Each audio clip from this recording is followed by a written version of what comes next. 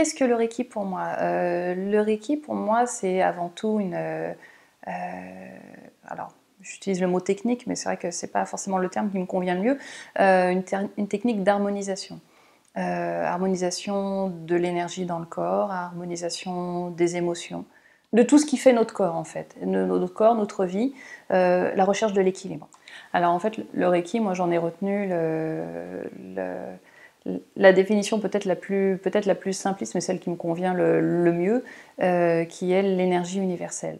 Lorsque l'on est initié au Reiki, on peut canaliser cette énergie qui est tout autour de nous et pouvoir la redistribuer, la faire partager à la personne qui est devant nous, à l'animal, à la plante, qui a besoin peut-être de relancer en fait son pouvoir d'auto-guérison, son potentiel, de pouvoir, en permettant à l'énergie de circuler de façon peut-être plus fluide, on lui permet de remettre en route peut-être tout simplement le corps ou l'organe qui était un petit peu en faiblesse.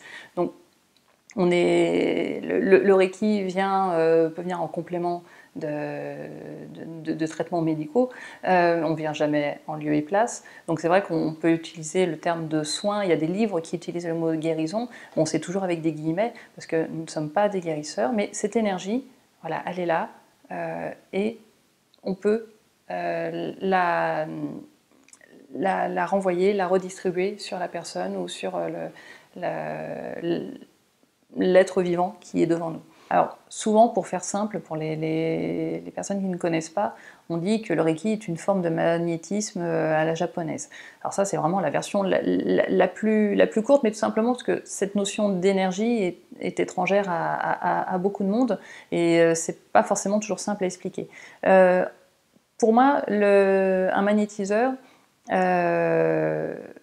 peut récupérer la douleur, enfin en tout cas le symptôme dont la personne souffre, et a besoin après de renvoyer ça ou à la terre, de se nettoyer. Enfin il y a plein de techniques. En Reiki, on n'a pas trop cette idée-là. Nous sommes juste canal. Enfin, canaux. Moi, bon, bref, je suis canal. Donc l'énergie passe à travers moi, je la redistribue, l'énergie fera ce qu'elle a à faire auprès de la personne, et après on s'arrête là. C'est-à-dire que techniquement, c'est pas mon énergie que je donne, c'est cette énergie universelle qui passe à travers moi. Alors que le magnétiseur, lui, est, à mon sens, plus impliqué avec sa propre énergie. Donc oui, il y a quelque chose qui passe dans les mains, mais pour en avoir discuté avec des magnétiseurs, ils n'ont pas les mêmes ressentis entre les deux pratiques. Donc il y a forcément des choses différentes. Et vraiment cette idée que nous, on ne se pollue pas lorsque l'on donne un soin, mais même plutôt on se recharge, en fait. Parce que cette énergie, quand elle passe, elle nous fait du bien aussi, et on n'est jamais fatigué lorsque l'on donne un soin Reiki, sauf si on s'est mal positionné autour de la table ou sur notre chaise, mais mis à part ça, le soin en lui-même, la séance en elle-même, elle ne fatigue pas, au contraire, elle fait du bien. C'est un formidable outil qui apporte énormément de bien-être à qui veut bien l'utiliser ou le recevoir. C'est une énergie magnifique. Alors, c'est pas une énergie nouvelle, hein. Je sais bien qu'on est en plein dans les nouvelles énergies, c'est la mode en ce moment, mais c'est une des multiples façons qui existent depuis la nuit des temps d'utiliser l'énergie qui nous entoure, l'énergie de l'univers, d'apprendre à la canaliser pour la transmettre au travers de nos mains à la personne, l'animal, la plante ou nous-mêmes quand on en a besoin.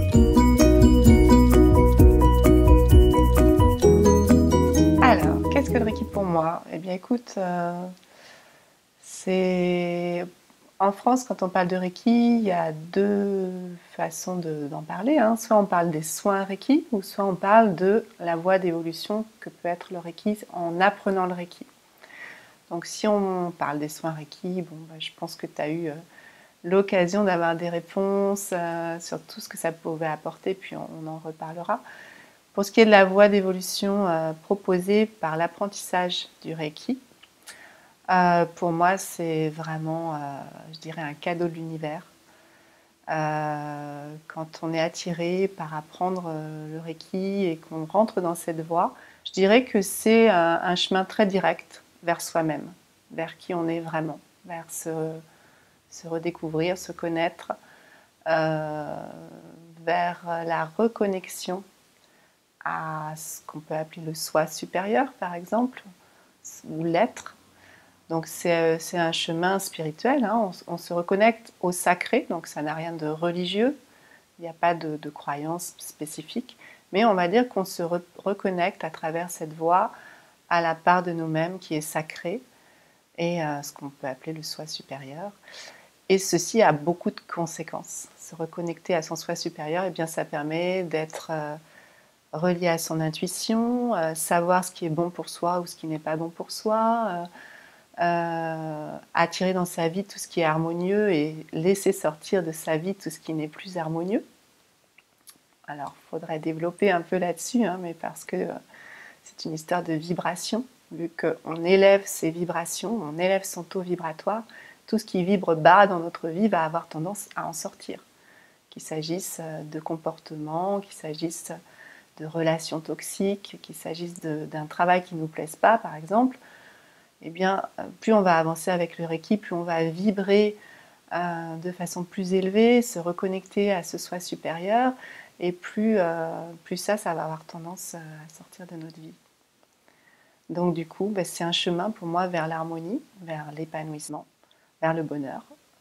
Pour moi, ça a été le cas, ça fait 20 ans, cette année, en avril, que j'ai commencé le Reiki. Et j'appelle mon premier degré ma seconde naissance. Ça a été ma seconde naissance, de ma deuxième vie, et de ma vraie vie, je dirais.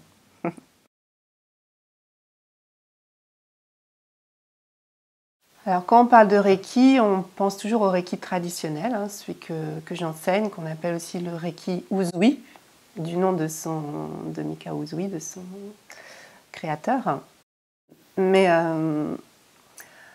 il se trouve que ça a presque 100 ans, hein, ce Reiki. Donc des maîtres de Reiki, notamment dans les années 90, se regroupaient pour aussi faire un travail pour l'humanité, pour la planète. Et notamment aux États-Unis, ils se regrouperaient régulièrement. Et en fait, ils ont ressenti ensemble, hein, pour résumer, que les maux de notre société, les maux MAUX, hein, de l'homme, de la société, avaient évolué, hein, par rapport à l'époque de Mikao Usui au Japon en 1922. Et aujourd'hui, nos façons de vivre et beaucoup de pollution et de façons de vivre différentes font qu'on souffre de maladies différentes et de problèmes aussi émotionnels différents. Donc ils ont voulu apporter un plus. Donc moi je pratique effectivement et j'enseigne le Reiki Karuna et aussi le Reiki Shambhala. En fait ce sont des Reiki qui viennent compléter le Reiki Usui et qui apportent des outils, je dirais d'une part pour faire des soins plus appropriés aux problèmes d'aujourd'hui, plus ciblés. On peut par exemple travailler plus spécifiquement sur la mémoire cellulaire, sur déprogrammer des choses, par exemple pour des enfants qui auraient été abusés sexuellement. Il y a des outils dans le Reiki Karuna qui peuvent contribuer à évacuer, je dirais plutôt, à libérer ces problèmes. Et puis d'un autre côté, on a aussi des outils, alors ça passe par des symboles sacrés, qui nous permettent de monter encore en conscience, de monter encore ce fameux taux vibratoire qu'on a commencé à monter à travers le Reiki traditionnel. Et quand on arrive dans le Reiki Karuna et le Reiki Shambhala, eh bien, il y a d'autres initiations. Alors, on n'en a pas parlé, hein, mais ce taux vibratoire monte par des syntonisations, des initiations, il faudrait que j'explique.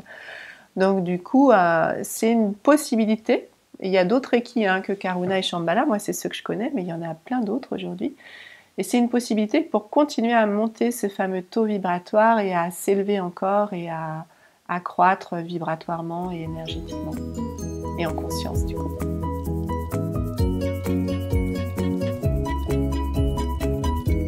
Alors ce que ça veut dire, déjà je vais commencer par préciser ce que ça ne veut pas dire. Être maître Reiki, ça ne veut pas dire qu'on me déroule le tapis rouge et qu'on me jette des pétales de fleurs sur mon passage quand je vais quelque part. Ça signifie tout simplement que je suis enseignante de Reiki. Je suis donc maître enseignante.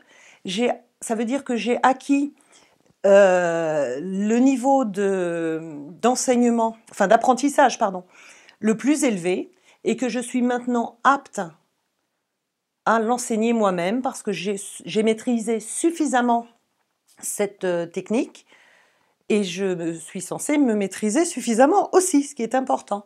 Donc ce qui fait de moi simplement un maître enseignant. C'est pas le maître d'école, enfin même s'il y a un enseignement, mais on est enseignant, maître enseignant, mais maître de Reiki, faut le prendre dans le sens oriental, dans le sens japonais, c'est-à-dire devenir maître de soi.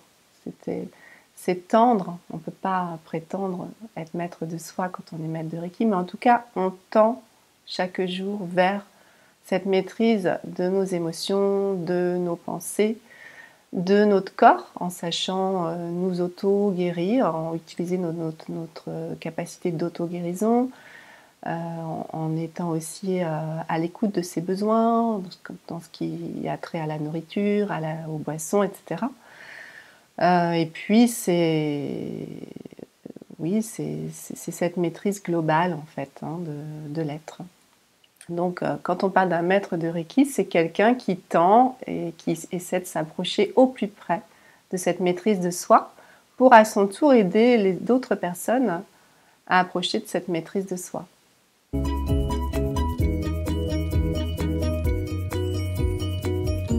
Le Reiki est arrivé dans ma vie à un moment donné où j'en ai eu besoin. Alors je ne savais pas ce que c'était que le Reiki, c'était juste que j'étais en train de perdre pied, je me dirigeais tranquillement vers une dépression. Et j'ai rencontré quelqu'un qui proposait du Reiki. J'ai reçu quelques séances et ça m'a aidée. Alors je ne savais pas trop comment, je ne savais pas l'expliquer. J'étais ni bien ni mal après, j'étais dans un état que je ne connaissais pas. Ça mettait du calme. Ça mettait du calme dans mes émotions, ça apportait du calme dans mon corps. Et surtout, ça m'a fait prendre conscience que j'avais peut-être pas mal de dossiers à régler, de sujets à aller épurer pour aller mieux, pour aller vers plus d'harmonie dans ma vie. Et je sentais aussi que si je n'harmonisais pas en moi, ça allait sûrement être compliqué avec les autres dans ma vie. Plus on nettoie en nous et plus on est on va dire, équilibré et en harmonie avec les autres, avec la nature, avec tout ce qu'il y a autour de nous. Le Reiki, donc d'abord je l'ai reçu en séance, et puis comme ça m'intéressait, on m'a proposé d'apprendre. Donc ça fait presque 7 ans maintenant que j'ai été initiée au premier degré, et depuis le Reiki ne m'a jamais quittée. Alors ça a été avant tout pour moi. J'ai pratiqué pendant plusieurs années pour moi ou pour l'entourage, mais ce n'était pas professionnel. Et à chaque instant, en fait, s'il y a un bobo, une émotion, ou si j'ai du temps, voilà, je vais m'en faire. Ça fait partie c'est dans l'hygiène de vie, en fait. Le Reiki est là tout le temps. J'ai pas forcément besoin d'y penser à partir du moment où je suis calme et centrée. On va dire que voilà, je vais m'en servir. C'est surprenant. On va dire que je suis arrivée par accident au Reiki, mais dans le vrai sens du terme. 3 jours après mon 41e anniversaire, le 26 septembre 2007, je suis tombée de cheval. J'ai été cavalière, on était en balade à plusieurs et traversait un petit village. Donc on traverse le village tranquille au pas, reine longue, et gag suprême, ma jument avait le sens de l'humour, elle a glissé sur le gazon devant la porte du cimetière. Et elle m'a déposé là. Sauf que malgré le fait que j'ai ma bombe sur la tête, j'ai perdu connaissance. Alors assez longtemps, suffisamment longtemps pour qu'ils appellent les pompiers. Et j'ai 8 jours d'amnésie totale. Alors j'ai eu diverses blessures finalement légères parce qu'à aucun moment ma vie n'a été en danger. Bon, j'avais remis un peu... J'avais rangé mes os dans un ordre qui n'était pas naturel, donc ils m'ont un peu gardé. Ce qui a été le plus gênant à la suite de cet accident, c'est que j'avais perdu la capacité de voir avec mes 2 yeux en même temps. J'avais 2 images qui ne se superposaient plus, pardon, mais je voyais une image comme ça et l'autre comme ça. Donc on va dire que c'est carrément pas pratique. Donc migraine, vertige, et sans compter que je ne savais plus où j'allais, donc j'étais par terre plus souvent qu'à mon tour. Et j'ai résolu le problème en mettant un bandeau sur l'œil, tout simplement. Bon, je fonctionnais avec un seul œil, donc remigraine parce que ça tirait avec l'œil gauche évidemment. Et puis à l'époque, ma fille, elle était à l'école primaire, et à la sortie de l'école, on discutait avec les mamans, on papotait. Et l'une d'elles, Valérie, elle me propose de venir la voir au moins une première fois. Elle me propose un soin qui va durer 1h30. Et puis je me dis, pourquoi pas? J'étais à l'époque en plein divorce, vente de ma maison, trouver une autre, enfin, tous les tracas qui vont avec. Je me suis dit, pourquoi pas? Ça va au moins me faire 1h30 de détente, rien que pour moi. Et de fil en aiguille, j'ai commencé déjà à pu avoir de migraine, à pu avoir de maux de tête. Et ce qui donc, mon handicap, entre guillemets, s'appelle tout simplement de la diplopie. Grâce au Reiki, j'ai échappé à l'opération. Le professeur d'ophtalmologie à l'hôpital de Rothschild de Paris voulait m'opérer, voulait décrocher ce muscle, le moyen oblique droit qui ne fonctionnait plus, pour aller l'accrocher un peu plus bas. Donc l'idée n'était pas vraiment séduisante, mais au fil des semaines, au fil des mois, j'ai recommencé à avoir une vue normale. Donc j'ai échappé à l'opération et je me suis rendu compte sur les dernières séances qu'on a faites avec Valérie que je ressentais quelque chose. Donc je lui en parle, je lui dis, c'est rigolo Valérie, tu sais, j'ai l'impression que je sens ton sang qui circule dans tes veines et qui vient en moi. Donc ce qui l'a fait beaucoup rire, et elle m'explique que je sentais l'énergie.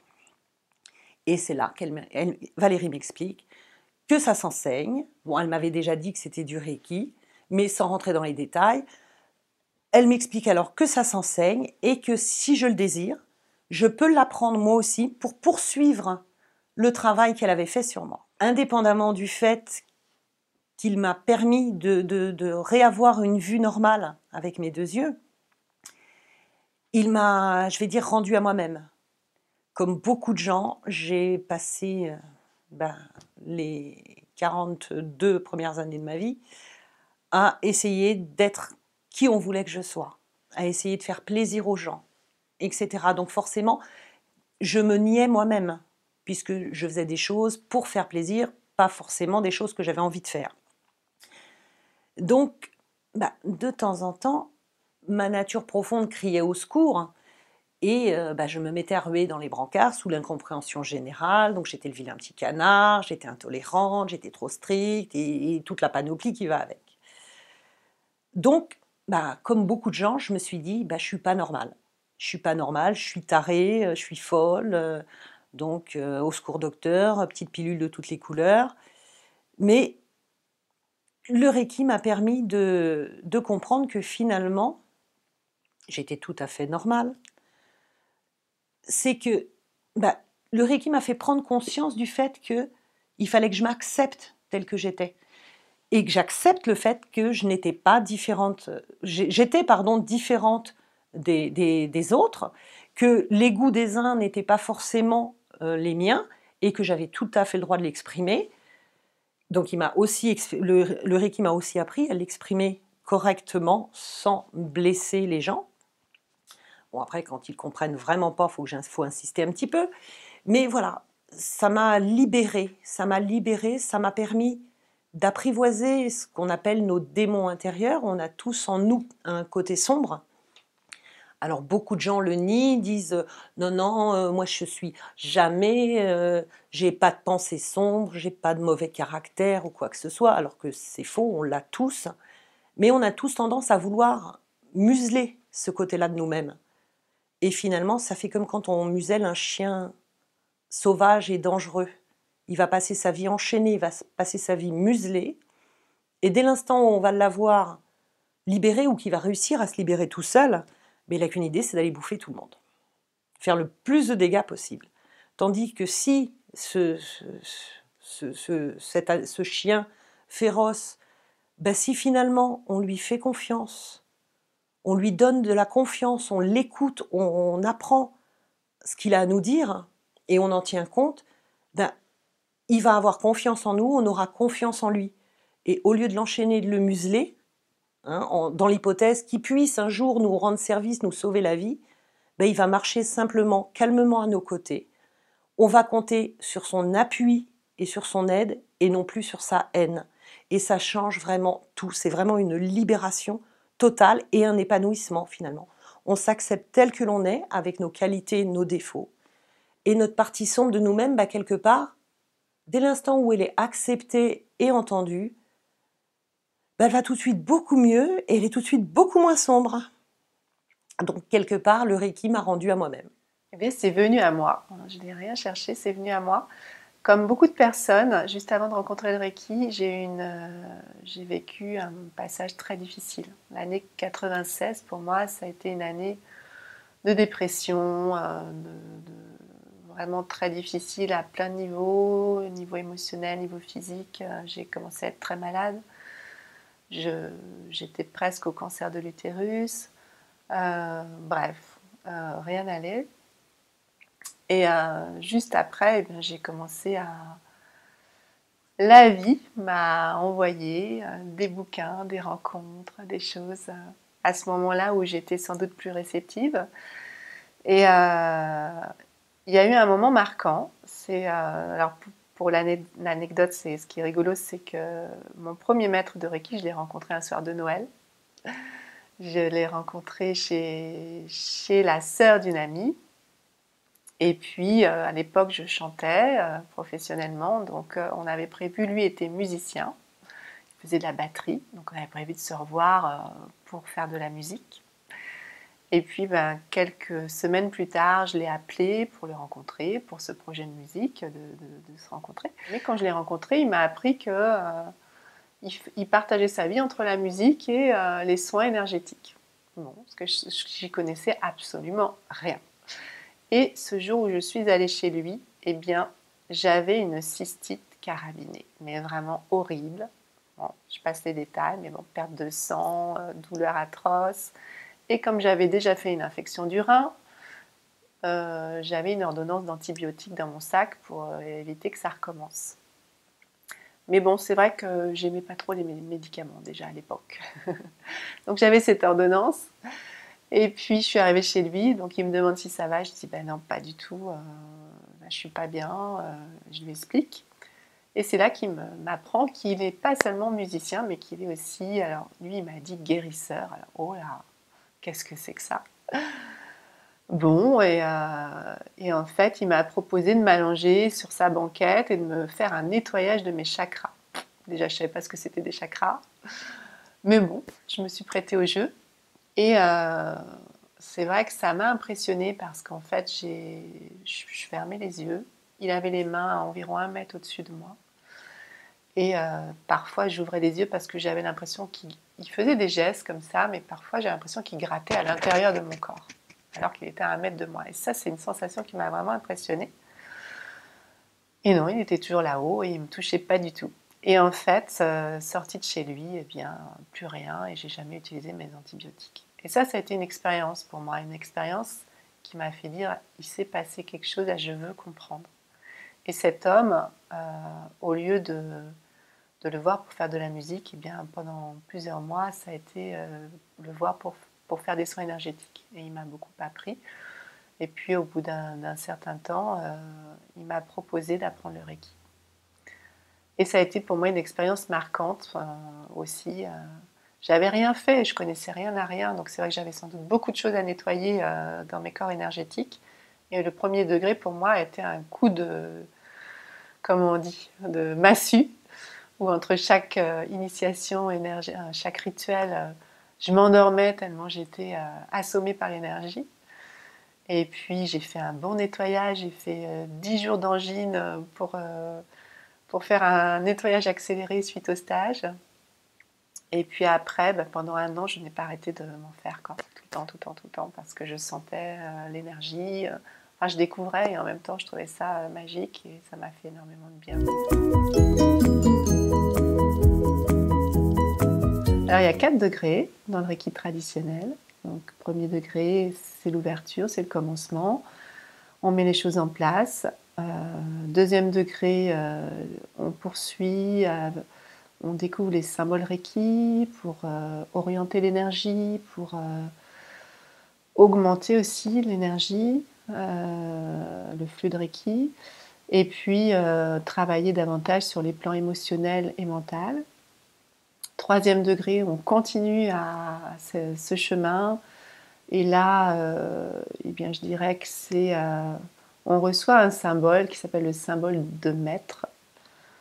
Alors, on n'a pas parlé des symboles, mais ce sont des symboles sacrés. Et là, on reçoit le symbole de maître. Et par ce symbole de maître qu'on intègre en nous, dans nos chakras, dans nos cellules, je dirais que ce chemin entre notre soi supérieur et notre être mental et physique se raccourcit vraiment beaucoup.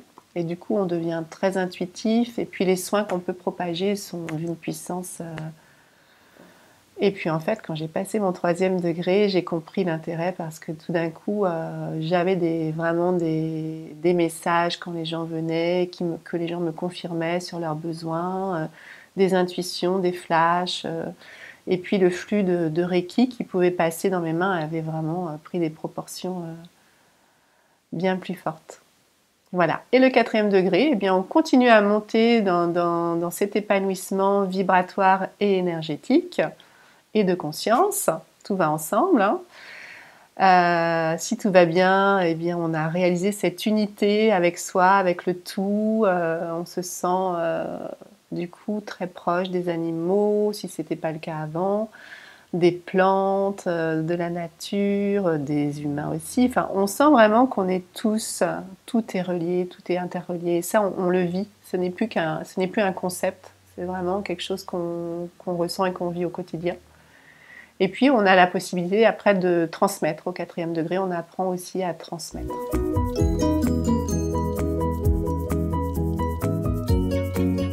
En fait, ça rejoint un petit peu ce que je commençais à dire sur le fait que ça harmonise énormément de choses dans notre vie. Il y a effectivement une notion énergétique. On va imaginer, pour expliquer pour les personnes qui ne connaissent pas, qu'on va permettre au corps de fonctionner au mieux. C'est comme si on remettait un petit peu tout à plat et que l'énergie circule correctement. Dans nos émotions aussi, on va apporter du calme et on va imaginer qu'on va apporter de l'équilibre. Mais c'est aussi, quand je dis que ça nous accompagne tout le temps, les 5 idéaux, ce sont des préceptes pour continuer à s'améliorer, à aller vers un nous qui est plus équilibré, plus en... C'est vrai que j'utilise beaucoup le mot harmonie, mais plus en harmonie avec l'entourage, avec la vie, avec... on est dans une forme de spiritualité. Donc on n'est pas dans la religion. Le Reiki peut complètement se pratiquer en étant croyant dans des religions, on va dire, classiques. Mais, et puis certains me diraient que ça vient du bon sens aussi, hein, ces idéaux du Reiki. Mais c'est juste des petites phrases à ne pas oublier et à essayer de... On peut travailler chacun de ces sujets-là. Le premier, c'est « je me libère de toute colère et je reste calme ». Alors, quand on parle des idéaux, on commence toujours par « juste aujourd'hui ». Donc le premier, « juste aujourd'hui, je me libère de toute colère et je reste calme ». Donc l'idée, c'est de... Effectivement, on peut éprouver de la colère. L'être humain a le droit, on a des émotions, mais on va aller chercher à s'en libérer. On accueille, on accepte et on s'en libère. Et plus on est dans cette démarche, et plus effectivement on va rester calme. Le deuxième, je me libère de toute préoccupation, je reste sereine. Voilà, c'est la suite logique. Le troisième, j'honore mes parents, mes aînés, mes professeurs, mes aïeux, et je rends grâce pour mes nombreuses bénédictions. En gros, on est dans la gratitude et dans le respect de tous ceux qui nous ont amenés à ce que l'on est aujourd'hui ou qui ont pu nous inspirer. Juste aujourd'hui, je vis ma vie honnêtement et je travaille à mieux me connaître. Je suis honnête avec les autres, je suis honnête avec moi-même. Plus j'avance, plus... Je reviens sur le terme de nettoyer, mais en gros, plus je libère, je nettoie tous ces dossiers qui peuvent voilà, bien nous plomber, plus je me découvre et plus je vais vers un chemin de plus en plus clair, de plus en plus honnête, de plus en plus on va dire harmonieux pour la vie les uns avec les autres. Et le dernier, je respecte la vie sous toutes ses formes et je suis bon envers tous et tout. On rejoint ce que je disais sur l'harmonie avec tout. Donc la nature, les animaux, la terre, cette terre-là qui nous porte. Ça peut paraître assez simpliste ou vraiment du bon sens, mais quand on garde ou quand on revisite ces idéaux, ça permet aussi de voir un petit peu où on en est dans notre vie.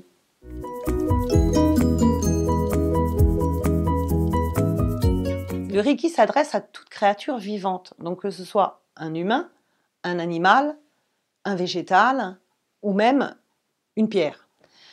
Et c'est formidable, c'est que les animaux n'ont pas ce blocage que peuvent avoir les humains. Les humains, certains humains peuvent se dire « Ah ouais, mais si on n'y croit pas, ça ne marchera pas de toute façon ». L'animal est le meilleur contre-argument qui puisse exister. L'animal n'a aucune croyance, il n'a pas d'idée reçue. Et quand je vais soigner un animal, quand j'appelle le Reiki, je lui fais sentir mes mains. Et il sent cette énergie. Et là, il n'y a plus de soucis. Alors au début, il peut peut-être s'agiter un petit peu, mais rapidement, il se détend, il se calme, voire il s'endort.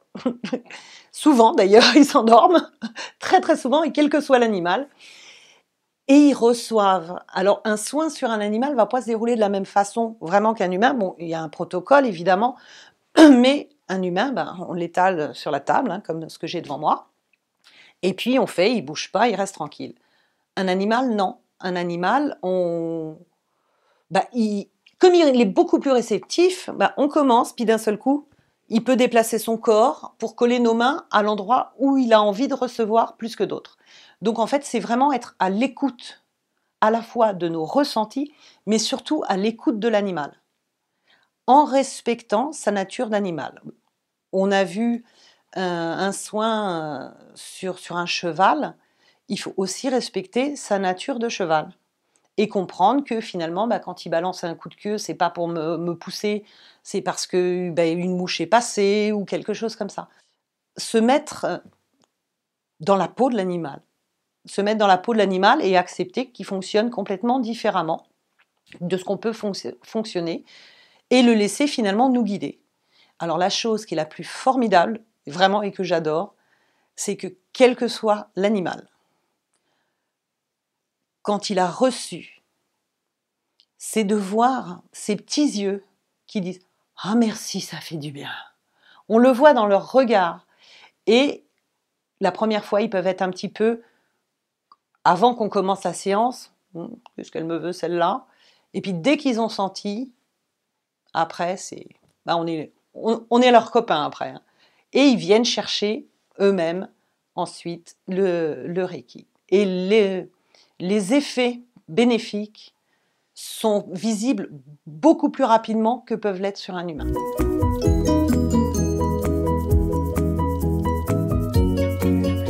D'accord. Alors pour répondre à cette question, je vais peut-être préciser une chose. qu'il est important de comprendre. Et je pense que si les médecins étaient au courant de ça, ça nous permettrait une collaboration très intéressante pour les patients. Un problème physique, avant d'être physique, avant que tu aies eu ton mal de dos, il y a eu un blocage vibratoire. Alors qu'est-ce que c'est le vibratoire? C'est ta vibration, c'est ce que tu rayonnes de toi. Qu'est-ce que tu rayonnes de toi? Tu rayonnes par ce qu'on appelle ton aura. Hein, donc nous on ne voit pas, mais c'est vrai que j'aurais pu descendre, j'ai une photo de mon aura. Donc nous avons une aura avec des couleurs, ça c'est notre rayonnement. La Terre, tout ce qui vit a une aura, une plante a une aura, un rayonnement. Notre planète Terre a une aura. L'aura peut fluctuer de taille, de couleur, etc., d'intensité. Donc le premier blocage, et donc cette vibration, elle passe, ces échanges vibratoires entre l'extérieur et l'intérieur de mon corps, ils passent par mes chakras, mes centres énergétiques, qui sont les principaux, sont alignés sur mon axe central, entre le sommet de la tête et l'entrejambe. Eh bien j'ai 7 chakras principaux, et après j'en ai plein d'autres. Mais les échanges vibratoires, de vibrations entre l'extérieur et l'intérieur de mon corps, se font par l'intermédiaire de ces chakras. Donc, le premier blocage avant d'arriver à un problème physique, c'est vibratoire. Par exemple, le deuxième chakra se bloque. Alors pourquoi? Peut-être qu'il y a eu une émotion débordante, une peur, peur de manquer d'argent, peur de ne pas réussir, peur de je ne sais quoi. Et du coup, le chakra s'est bloqué. Ou c'est pollué, affaissé. Enfin, il y a plein de possibilités pour le dérèglement d'un chakra. Ensuite, si ce dérèglement du chakra perdure, on va passer à un problème énergétique. C'est-à-dire que l'énergie qui circule dans mon corps, principalement par les méridiens, les vaisseaux d'énergie, hein, notre énergie alimente notre corps en énergie et ça passe par les méridiens, les méridiens organiques. Nous avons 12 méridiens, 12 organes, enfin 14 méridiens, 12 organes principaux. Et donc, ce sont ces circuits dans le corps très précis qu'on retrouve avec l'acupuncture, la médecine chinoise, le shiatsu, etc. Et donc là, si le problème vibratoire perdure, le problème énergétique va commencer à se faire. C'est là qu'on peut avoir des douleurs. Des douleurs, peut-être un méridien va être bloqué, un point va être très, très bloqué et on va avoir des douleurs. Si on ne fait pas attention à ces signaux, parce qu'il y a toujours des signaux avant d'arriver au problème physique, eh bien, ça peut être de la fatigue, ça peut être des douleurs, on ne fait pas attention, on continue à tracer sa vie, eh bien, on va arriver à un problème physique à ce moment-là. Mais il n'y a jamais un problème physique sans y avoir eu avant le problème vibratoire et le problème énergétique. Donc ça, c'est intéressant parce que ça veut dire que pour des praticiens comme les praticiens de Reiki, ou d'autres praticiens comme l'acupuncture, ou tout ce qui s'occupe de l'énergie, eh bien, pour nous, c'est intéressant que les gens viennent en prévention, c'est-à-dire qu'ils viennent quand ils vont bien. Comme ça, on va remonter leur taux vibratoire, on va fluidifier l'énergie, harmoniser l'énergie, et il n'y aura pas de problème physique. Mais c'est d'ailleurs la façon de faire des Chinois. Hein. En Chine, on ne paye, dans le temps, quand c'était la médecine traditionnelle, ancestrale, on ne payait son médecin que si on était en bonne santé. Si on tombait malade, c'est qu'il avait mal travaillé en amont, c'est-à-dire sur le vibratoire et l'énergétique, et donc on ne le payait pas. Et bien voilà, et donc chez nous ça ne se fait pas, hein. Nous on attend d'être malade pour se dire faut peut-être que j'aille voir le médecin ou faut peut-être que je fasse quelque chose de différent. Du coup ça devient plus compliqué quand le mal est installé pour le praticien d'aider. C'est possible bien sûr, mais il va falloir faire beaucoup plus de soins pour que l'énergie bouge et que la vibration se remette que si on avait fait les choses en prévention, et d'où l'intérêt de s'initier au Reiki, parce qu'on peut se faire des autotraitements et du coup on entretient cette vibration pour être toujours bien.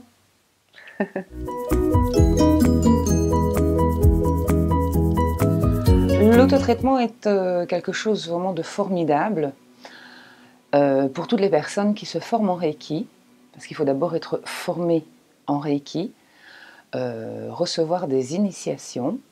Et du coup, l'avantage avec le Reiki, c'est que l'on peut se faire soi-même ce qu'on appelle des autotraitements. Donc tout comme on va placer les mains sur quelqu'un d'autre, et bien là on va le faire sur nous-mêmes, à des endroits plus ou moins spécifiques ou en fonction de nos douleurs. Voilà, ça peut être très divers et varié. Et donc nous allons aller traiter notre propre émotionnel, notre propre mental, notre physique et cette connexion avec le Reiki, donc spirituel. Non, non, non, on n'est pas obligé d'en faire plusieurs par jour. Au début, quand on termine la formation, on se fait des autotraitements pendant 21 jours. Voilà, afin d'abord de bien se renettoyer, se repurifier, se traiter soi-même.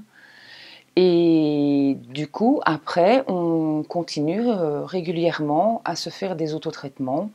Voilà, chacun fait un peu comme il l'entend, mais il est bien de s'en faire régulièrement.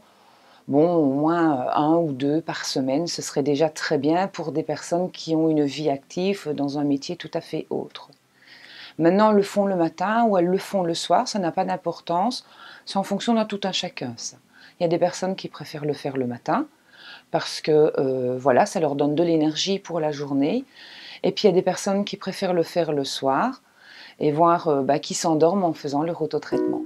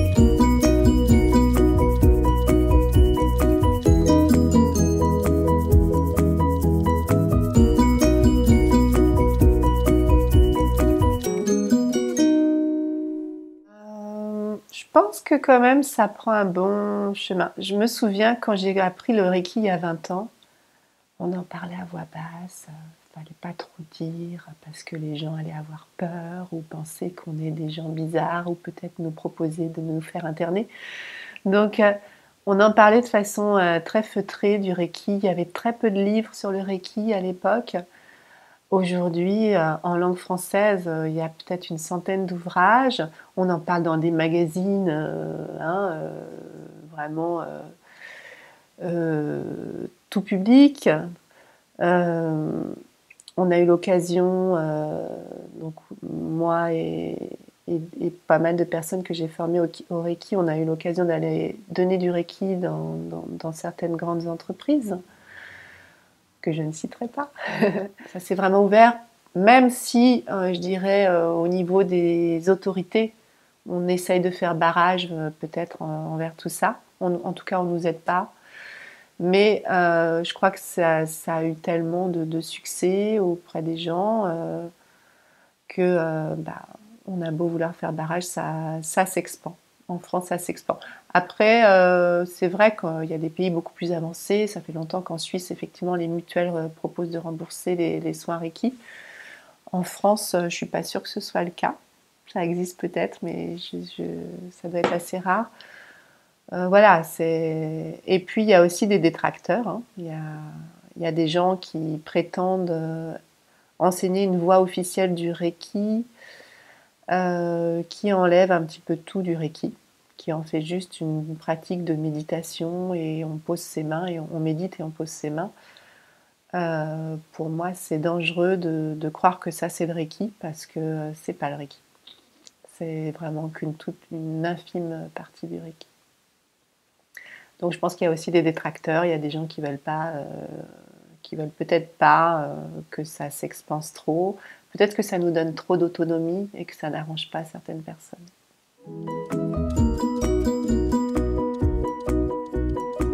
Non, je ne suis pas toute de blanc vêtue, mais je le faisais déjà pas avant. Je suis déjà d'un naturel très maladroit, donc c'est pas un bon plan pour moi le blanc. Et puis le Reiki, c'est avant tout, quand Mikao Usui, le fondateur de cette technique, 1865-1926, quand il a mis au point cette technique, quand il l'a découverte, donc voilà, on va passer sur le côté spirituel de la chose, on va rester juste dans l'accessible à tous. Il voulait apporter, son idée c'était d'apporter un bien-être aux gens, leur permettre à tous et au plus grand nombre de devenir un minimum autonome je vais vous la refaire, au minimum autonome quant à notre propre bien-être. C'est être qui on est, c'est la liberté d'être qui on est et d'être bien comme on est. Donc dès l'instant où on va imposer un style vestimentaire, un style de comportement qui n'est pas du tout ce qu'on est à la base, c'est plus de la liberté, c'est de la dictature. Donc là, l'idée tombe complètement à plat. Donc le Reiki, il y a des gens qui ont envie d'être comme ça. Mais si moi demain j'ai envie de m'habiller toute de blanc vêtue, de me mettre des couronnes de fleurs sur la tête, et d'aller galoper dans les champs en chantant du Mozart, je le ferai parce que ça va m'éclater, parce que ça va m'amuser. Mais ce serait en aucun cas parce que l'idée reçue voudra que.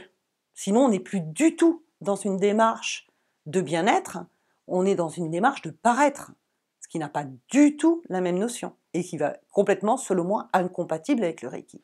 Donc j'ai bien conscience, évidemment, que mon look puisse choquer certaines personnes, mais l'univers est grand et vient à moi qui me convient, qui je ne choquerai pas, qui se sentira à l'aise justement avec mon côté rentre-dedans, mon côté normal, d'autres personnes qui sont un peu plus émotives et un peu plus ancrées dans les idéaux qu'ils ont et les images qui se font de certaines choses, elles vont aller vers mes collègues qui sont d'un look peut-être un peu plus apaisant, un peu moins guerrier, voilà. Mais il y en a pour tout le monde. Le Reiki, que je sois habillée de blanc ou que je sois en tenue médiévale, qui est toute noire avec mon chapeau pointu, plein de pierres de toutes sortes, il va passer tout pareil, hein.